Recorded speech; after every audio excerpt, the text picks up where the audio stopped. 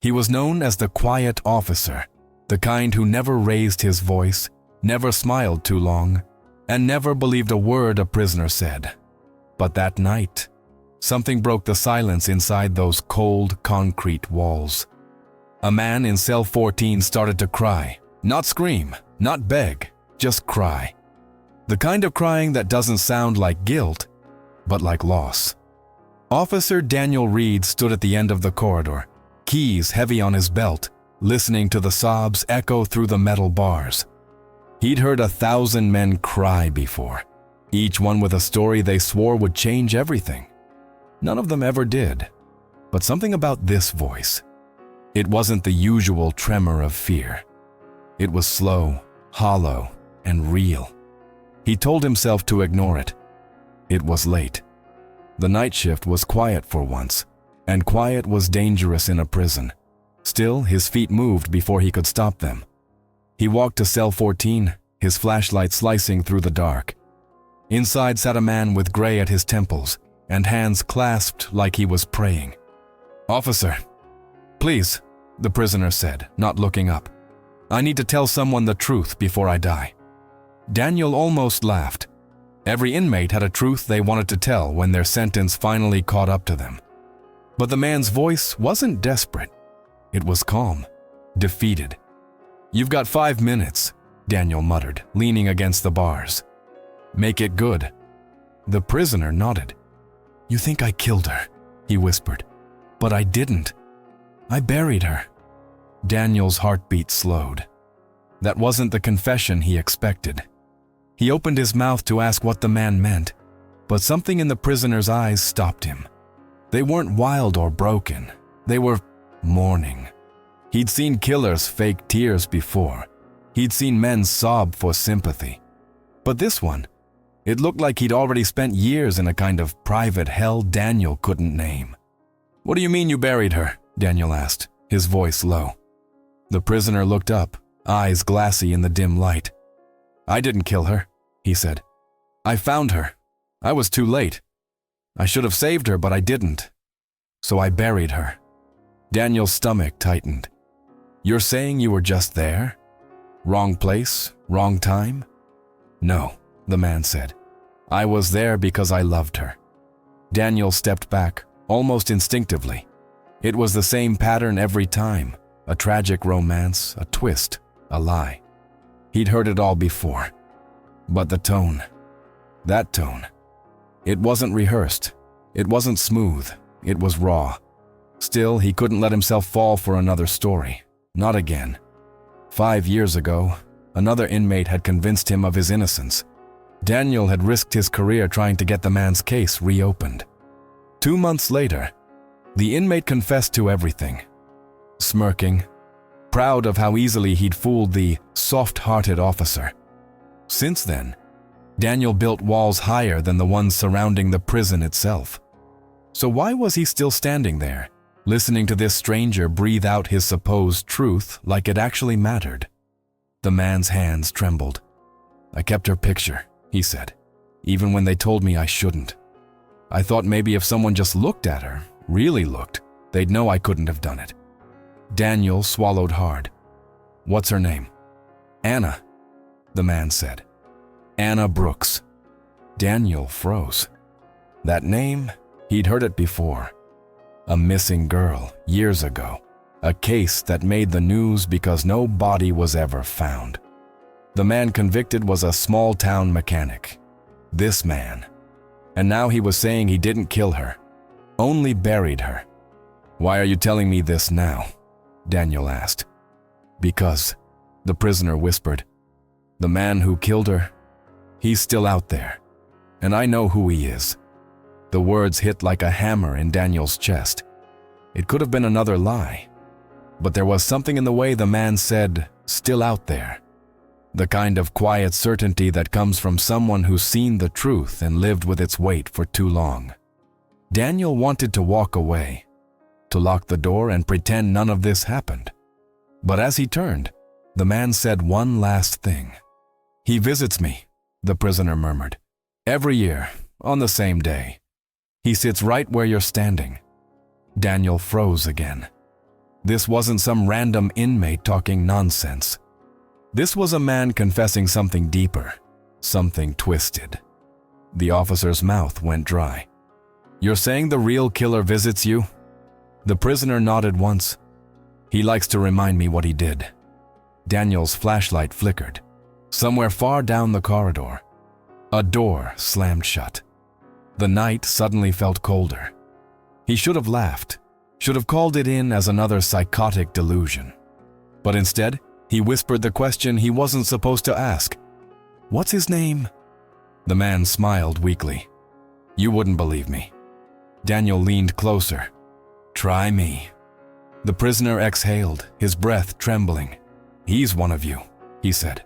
"A guard." And for the first time in years, Daniel Reed felt fear crawl up his spine. Not from the inmates, but from the people who wore the same uniform as he did. The silence stretched between them, heavy and electric. The prisoner looked up again. "He'll be here soon," he whispered. "You'll see him." Daniel stared, his pulse thundering. And then, from somewhere behind him, came the sound of footsteps. Slow, steady, getting closer. "Officer Reed," a voice called from the shadows. "Everything all right down there?" Daniel turned, but his mind was already racing. Everything in him screamed to walk away. But his hand stayed on the bars. "Yeah," he said quietly, eyes still on the prisoner. "Everything's just starting." By the next morning, Daniel told himself it was just another inmate story. He wrote it down in his shift report like any other late-night confession.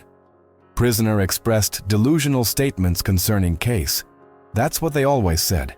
Keep it neat, keep it forgettable. But the words wouldn't leave his head. "He visits me every year." Every year. The calendar on the wall of the security office showed the dates circled in red. November 5th, the anniversary of Anna Brooks' disappearance. Daniel told himself it was coincidence. But coincidence had a cruel way of looking deliberate when you couldn't stop thinking about it. He didn't sleep, didn't eat. Every time the radio crackled or a key turned in a lock, he thought about Cell 14, about the man with the calm eyes and the voice that sounded like confession and grief had learned to coexist. By noon, Daniel was sitting alone in the break room, staring at a newspaper clipping pinned to the bulletin board. It was yellowed, the headline barely legible. "Mechanic convicted in teen's disappearance. Still no body found." The photo showed a younger version of the prisoner. His name, Leonard Harlow. He looked ordinary, forgettable, the kind of man who'd fade into a crowd. And yet, Daniel couldn't shake the feeling that Leonard's story wasn't over. "Hey, Reed," said Officer Miller, one of the senior guards. "You good? You look like you saw a ghost." Daniel forced a smirk. "Just tired. Too much coffee." "Yeah, well, you'll need it tonight. You're on late shift again."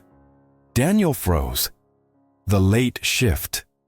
The same hours Leonard said he came. When Miller left, Daniel checked the duty roster. Sure enough, his name printed in black ink beside cell block C, 10 p.m. to 6 a.m. He almost went to the warden to request a change. But what would he say? "Hey, I think one of our guards might be visiting a convicted murderer in the middle of the night because the inmate said so?" He'd be laughed out of the room. Still, something inside him whispered, "Don't ignore it this time." The night came heavy and slow. Rain clattered against the high windows of the corridor, and the air smelled like rust and bleach. Daniel walked his rounds in silence, the beam of his flashlight cutting through the dark. When he passed cell 14, Leonard was sitting in the same position, hands folded, eyes fixed on the floor. "Still alive?" Daniel muttered. Leonard looked up, his voice steady. "He's coming tonight." Daniel sighed. "Yeah? Maybe I'll bring popcorn." The prisoner didn't react. "You think I'm lying?" "I think you're bored." Leonard leaned forward, eyes sharp now. "You think I want to remember what he did to her? You think I chose this?" Daniel stared, caught off guard by the anger beneath the calm. "Then why tell me?" he asked. "Why not tell Internal Affairs or your lawyer?" Leonard's mouth twisted. Because they don't listen. But you came back. Daniel didn't answer. He didn't want to admit that he had come back. Twice. Leonard's voice dropped to a whisper. He'll come down the corridor just before midnight. He always does. You'll hear his boots first, then he'll stop right here. Daniel almost laughed, but something about the way Leonard's gaze didn't move made the words stick in his throat. You're saying a guard sneaks into maximum security every year just to visit you? Why? To make sure I remember, Leonard said softly, and to make sure I keep my mouth shut. The clock above the control room ticked toward midnight. Daniel forced himself to stay calm. He paced, checked doors, anything to convince himself he wasn't waiting for something that shouldn't exist. Then it started. A sound, faint but real. Heavy footsteps echoing down the corridor. Not a random shuffle, not a patrol route, just one pair of boots moving slow. Daniel froze. Leonard looked up from the shadows. He's here. Daniel's heart pounded. He turned his flashlight down the corridor. Nothing but darkness. The sound stopped. For a moment, the world held its breath. Then a voice, low, almost casual, drifted out of the dark. Evening, Reed. Thought you'd clocked out by now. Daniel's throat tightened. It was Officer Miller. He stepped into the light, his uniform damp from the rain, a half smile on his face. Didn't mean to startle you, Miller said.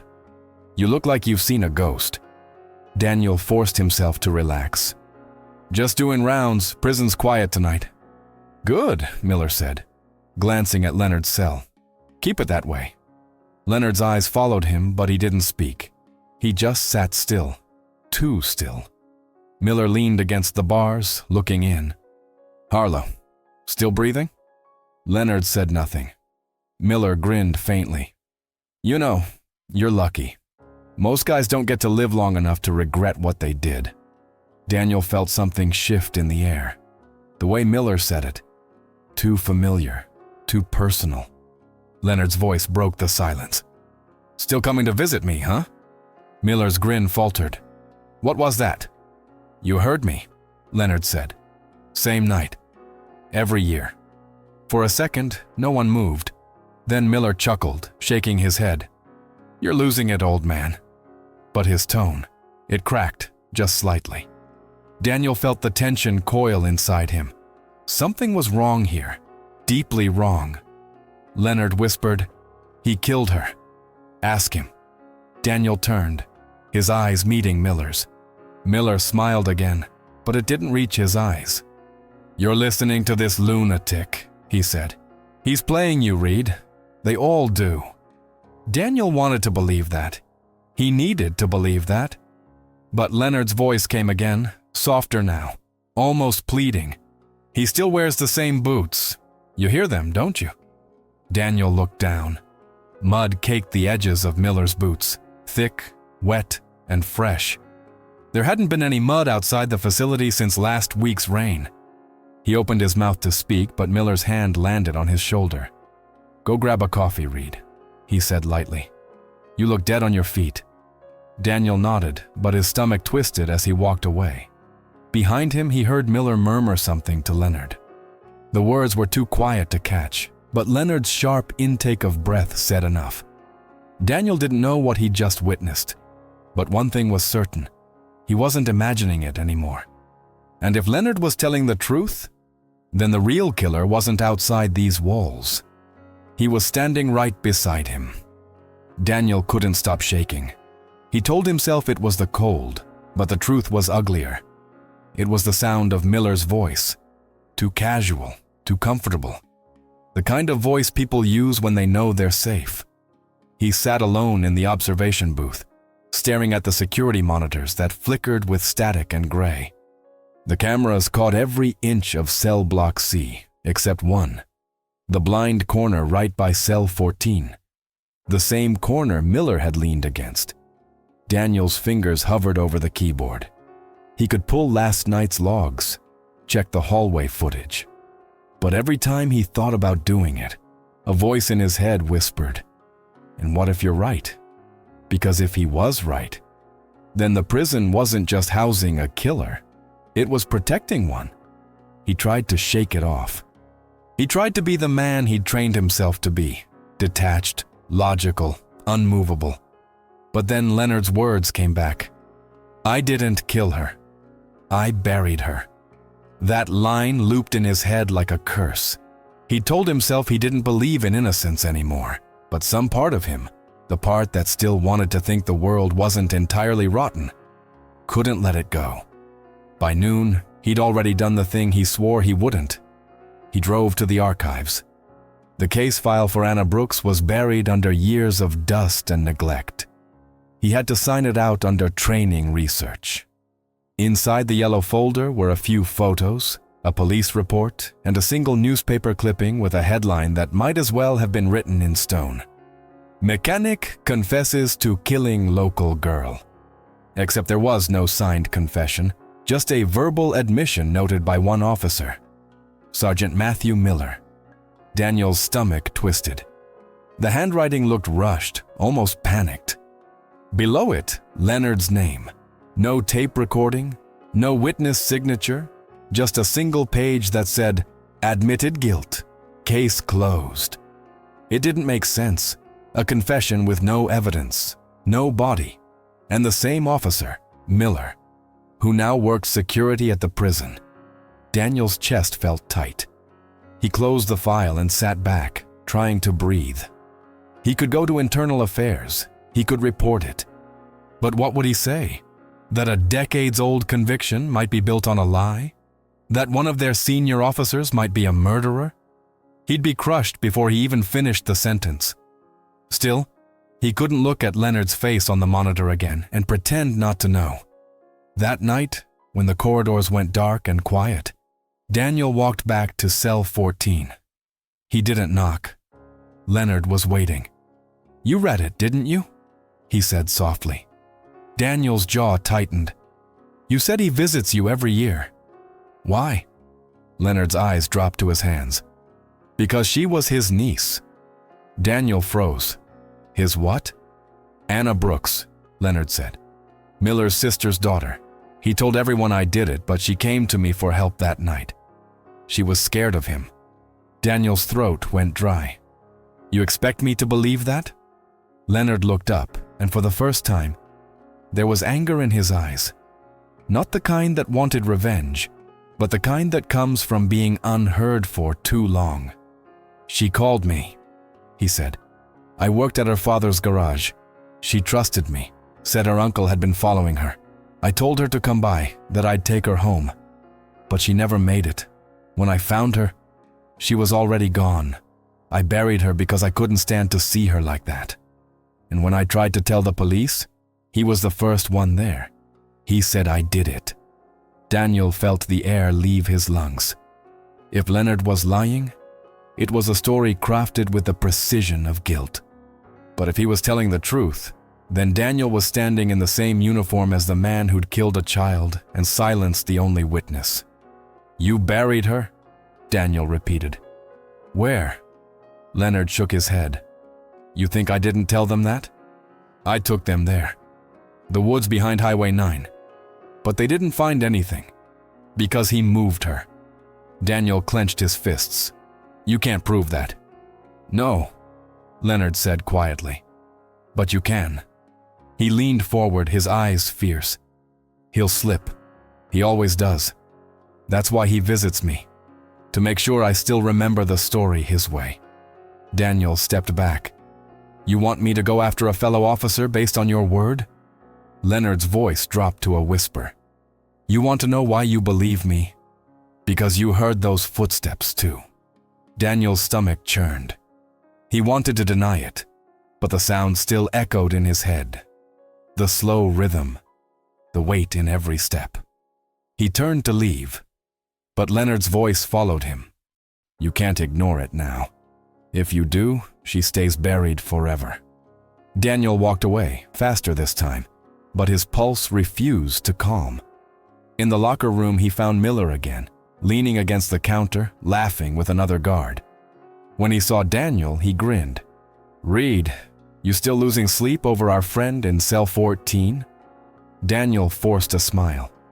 "Just wondering why he hates you so much." Miller's eyes narrowed, but his tone stayed easy. "Guy's been in here too long. Prison messes with your head." Daniel shrugged. "Maybe. Funny though. He remembered your name." That wiped the grin from Miller's face. The silence between them stretched, heavy and sharp. Miller's voice dropped, low and cold. "You keep asking questions like that, Reed, and you'll end up in the wrong story." Daniel's jaw tightened. "What's that supposed to mean?" Miller smiled again, but this time it was a dead smile. The kind people wear when they've already decided what happens next. Means some stories aren't meant to be rewritten. When Daniel left, his heart was pounding so hard it hurt. He didn't need proof anymore. The truth was already cracking through the surface like ice ready to break. But what terrified him most wasn't the idea that Leonard might be innocent. It was that he might be the only one in this prison who actually cared. And if Miller was what Leonard said he was, then Daniel had just made himself the next name on the list. The next morning, Daniel woke up in a fog of exhaustion and dread. His uniform hung on the back of the chair, still damp from the night before. The air in his apartment smelled of metal and rain. He hadn't slept. He'd just closed his eyes and waited for morning to pretend the night hadn't happened. When he got to the prison, Miller was already there, leaning against the main gate, sipping coffee like a man who'd never known guilt. He waved, too cheerful, too familiar. "Rough night?" Miller asked. Daniel didn't answer. He walked past, trying not to notice how Miller's boots still had the faint outline of dried mud. Every sound inside the building grated against him. The clang of doors, the shuffle of inmates, the dull hum of fluorescent lights. It all felt different now, like the whole place was breathing around him, whispering secrets he didn't want to hear. He tried to stay focused, but the thought gnawed at him. What if Leonard's telling the truth? By noon, Daniel found himself back in the control room, eyes fixed on the monitors again. He fast-forwarded through hours of security footage, looking for something, anything. Most nights were the same.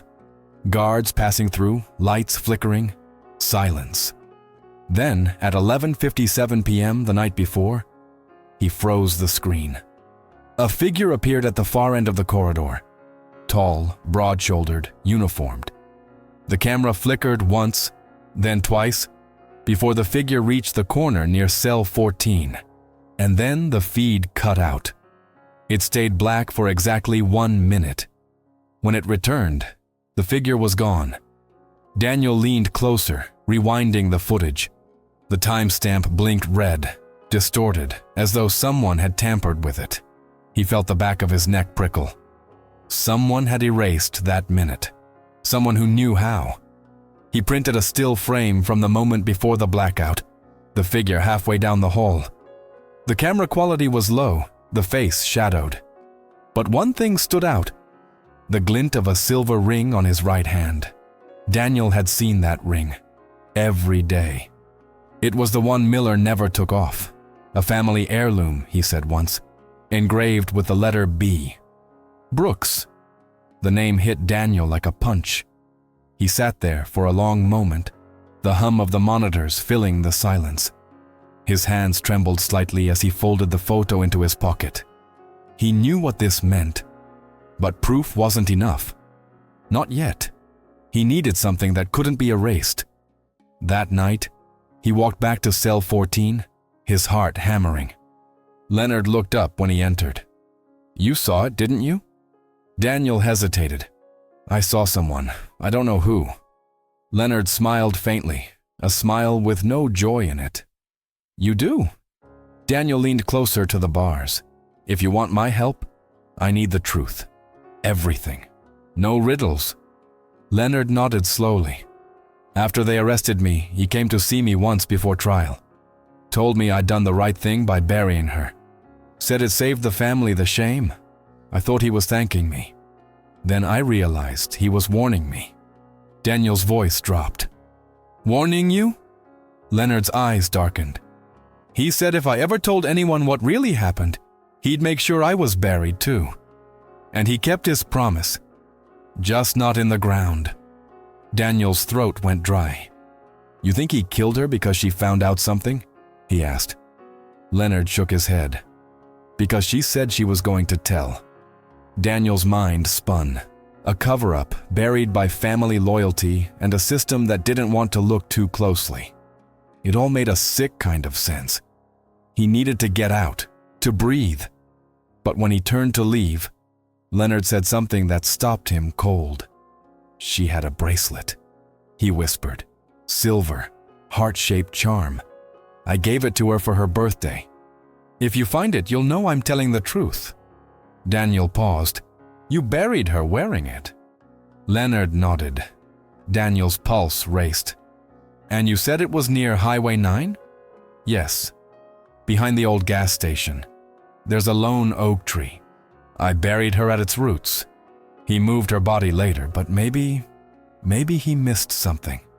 That was all Daniel needed. He walked out without another word. He drove that night. No warrant, no backup. Just a flashlight and a gnawing sense of duty that burned hotter than fear.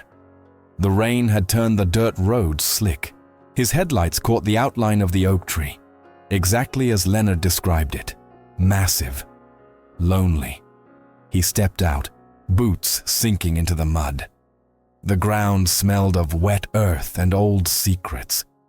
He didn't have a shovel, so he used his hands first, clawing through the soil. It was madness. He knew that.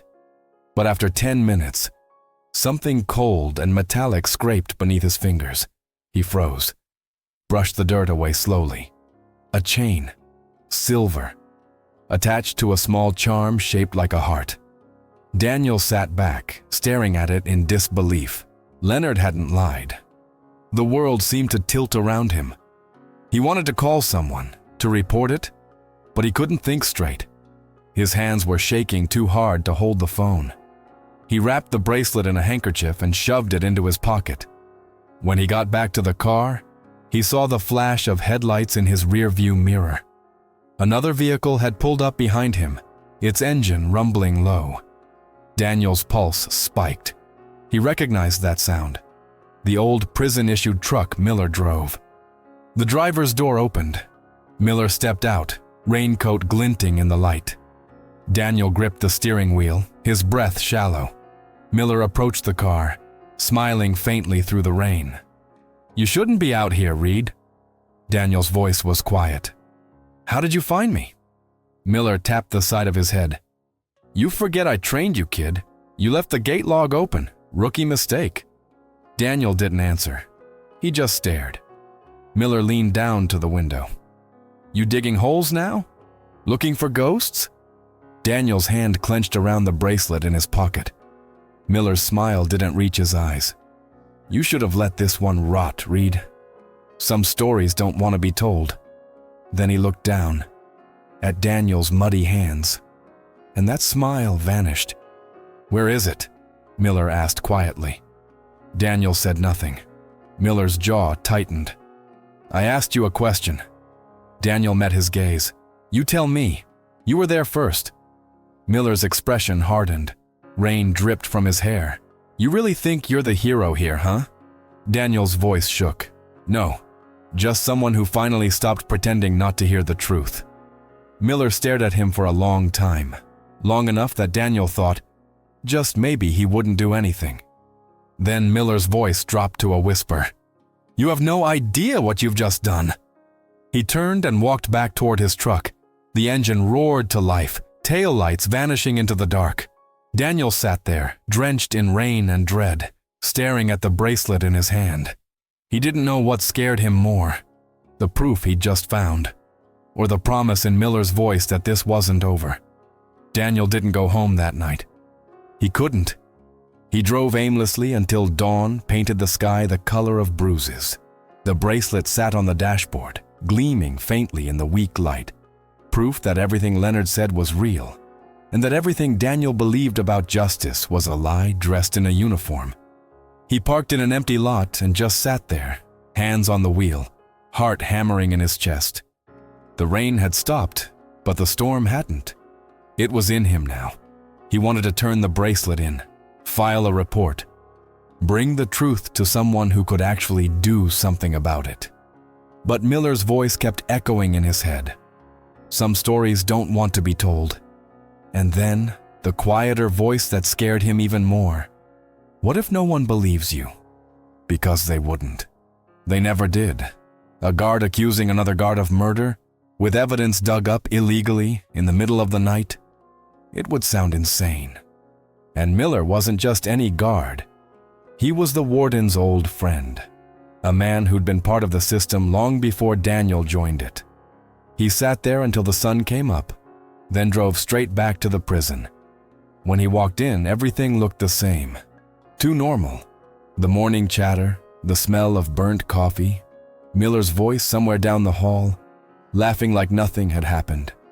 Daniel forced himself to breathe. He tucked the bracelet deep into his pocket, the metal warm against his palm. He needed to think. He needed to act like everything was fine. But Miller knew. Daniel saw it in the way the man's eyes followed him through the corridor. Too calm, too steady. By the time his shift ended, Daniel had made a choice, the kind that changes everything. He slipped a folded note under Leonard's food tray before lockdown. "You were right, I found it, but I think he knows." That night, Daniel couldn't sleep. He kept checking the window, expecting headlights, footsteps, something. But the world outside stayed quiet, indifferent. At 3 a.m., his phone buzzed. No caller ID. He almost didn't answer. "Reed," Miller's voice said. Too soft, too casual. "We need to talk." Daniel's throat went dry. "About what?" "About what you were doing last night, out by the oak." Daniel said nothing. "You shouldn't have gone there, kid," Miller continued. "Now you've got a problem." Daniel's hand tightened around the phone. "What kind of problem?" "The kind that gets men buried in paperwork, if they're lucky, or deeper, if they're not." "Miller," but the line went dead. By morning, Daniel drove straight to the only person who might still care. An old retired detective named Rains, who'd handled the Brooks case before it was handed over to Miller. The man lived alone now, out by the lake, surrounded by boxes of old files and the smell of stale coffee. When Daniel showed him the bracelet, Rains went pale. "Where did you get this?" "From where she was buried." Rains stared at it, his eyes wet. "I told them we had the wrong man. Miller shut me down. Said Leonard confessed off tape. Said he cried when he did it, but it never sat right." Daniel leaned forward.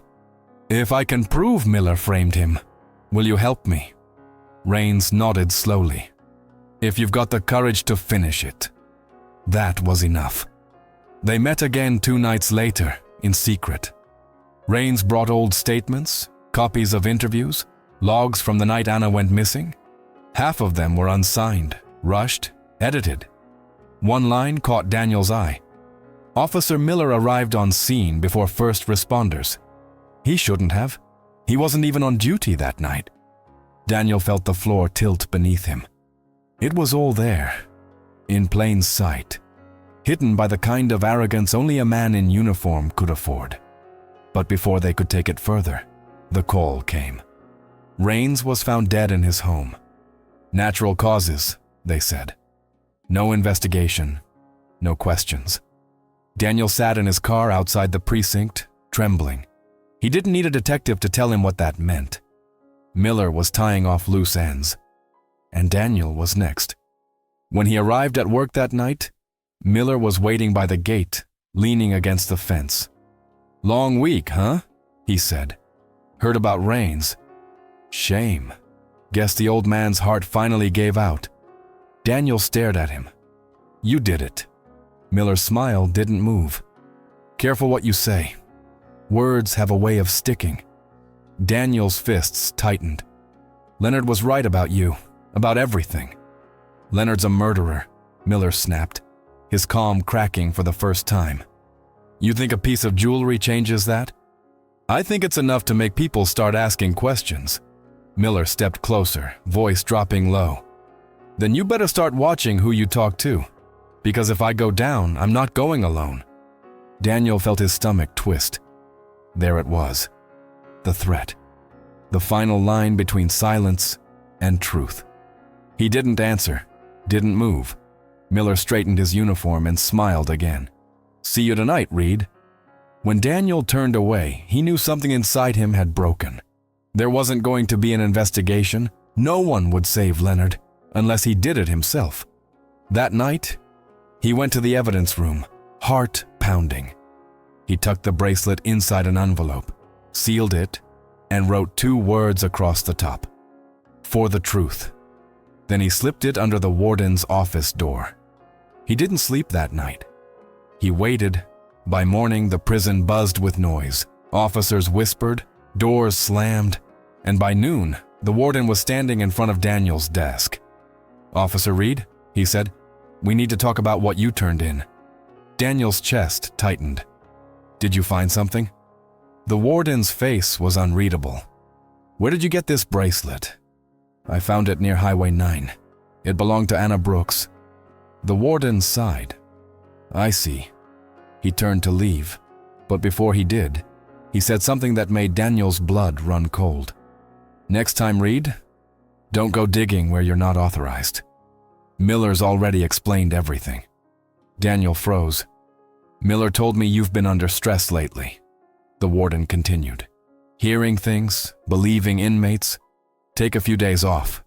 Clear your head. The office door closed behind him. Daniel sat there, numb, realizing what had just happened.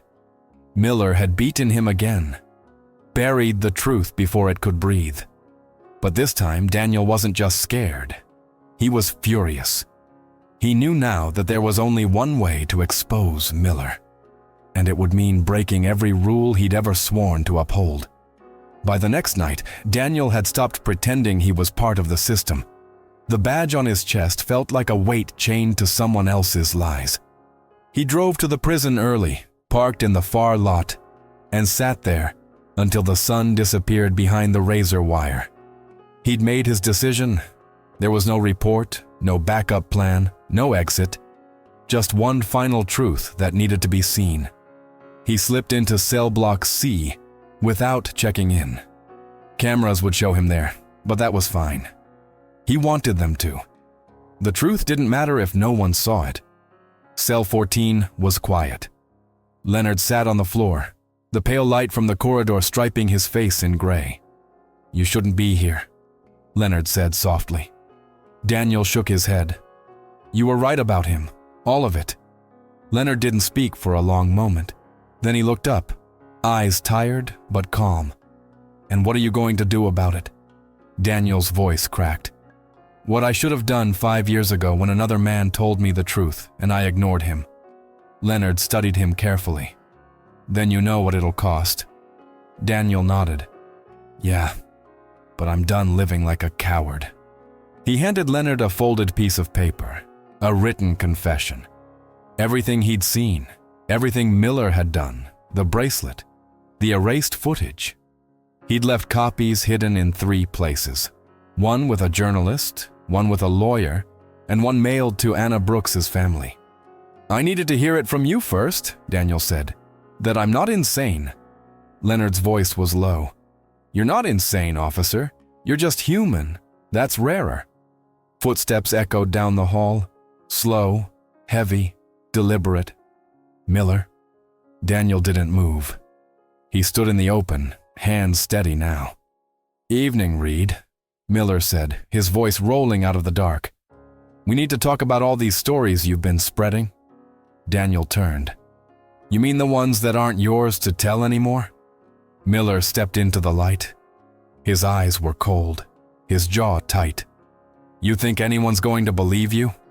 A rookie guard and a murderer against a 20-year veteran? Daniel held his ground. They'll believe the evidence. Miller laughed, low and dangerous. What evidence? Daniel reached into his pocket and pulled out a small recording device, the red light blinking faintly. This one. Miller froze. "I called you here," Daniel said. "Everything you've said since you walked in. It's on tape." For a heartbeat, the silence between them was unbearable. Then Miller's hand twitched toward his belt, toward the baton hanging there. "Careful," Daniel said quietly. "You raise that hand, and it'll be more than your career that ends tonight." Miller's nostrils flared. "You don't have the guts." Daniel took one step forward. "You're right. I don't have the guts to kill a man, but I do have enough to stop covering for one." Leonard rose slowly behind the bars, his voice calm but sharp. "You killed her because she was going to tell, and now he's telling. How does it feel, Matthew?" Miller turned toward the cell, fury flashing in his eyes. "You shut your mouth." "Or what?" Leonard interrupted. "You'll bury him too?" Something in Miller snapped. He lunged toward the cell, baton raised. The move was wild, reckless, and Daniel was ready. He stepped in, grabbed Miller's arm, and slammed him against the bars. The impact echoed down the corridor like thunder. "Say her name," Daniel hissed. "Say Anna's name." Miller struggled, face twisted with rage. "You don't know what she did.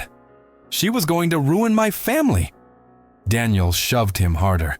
"She was your family." The corridor lights flickered. Alarms blared. Officers shouted from the other end of the hall. Miller's eyes darted around. He realized what had happened too late.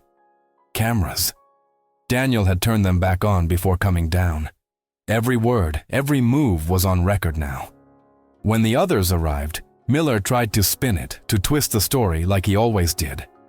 But Daniel didn't stop. He handed over the recorder, the photos, and the bracelet, laying everything bare in the middle of the corridor. He said the words no one ever said out loud in that place. "We let the wrong man rot." The silence that followed was heavy, sacred, and cruel. Hours later, Daniel sat in the warden's office, hands trembling but steady in purpose. They told him Internal Affairs would review the footage. They told him Miller was being detained. They told him Leonard would be moved pending a new hearing. None of it felt real. When he finally walked out into the morning light, the world looked different, raw and sharp and unbearably bright. Leonard watched him through the transport van window as they drove him away. Their eyes met for a second, a kind of unspoken understanding between two men who had been buried in different kinds of prisons. Daniel nodded once. Leonard nodded back. And then the van disappeared down the road. Weeks passed. There were hearings, reports, headlines. Prison guard exposed in decades-old murder cover-up. The world finally caught up to what Daniel already knew. That truth never dies. It just waits for someone stubborn enough to dig it up. But the victory didn't feel like a victory. Daniel left the job, turned in his badge, spent months in silence learning how to breathe again. The nights were long, the guilt longer. He'd helped free an innocent man, but he couldn't forget the years Leonard had lost. One afternoon, a letter came in the mail. No return address, just a single line inside written in neat handwriting. "She can rest now, and so can you."